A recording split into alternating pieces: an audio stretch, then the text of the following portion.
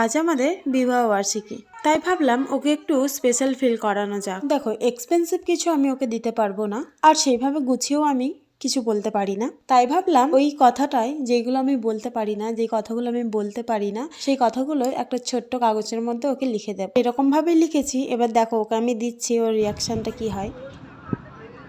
চোখটা বন্ধ করো প্লিজ।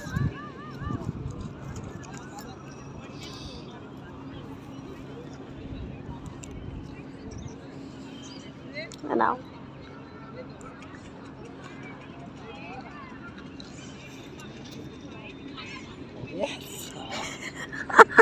দেখো, ভালোবাসার মানুষের জন্য না গুছিয়ে কখনোই লেখা সম্ভব না, তাই এই একটা দুটো লাইনই লিখেছি। আর তারপরে যখন বাড়ি ফিরে আসছিলাম, তখন ও রোলের জন্য গিয়েছিল, মানে এগ রোল কেনার জন্য গিয়েছিল। আর এখানে সামনেই দেখেছিলাম যে একটা ফুলের দোকান আছে, তাই একটা গোলাপ ওর জন্য আমি কিনে নিয়েছি। আর ওর রিয়াকশনটা দেখো। এর পরের ভিডিওতে আমি ডিটেলসে বলবো।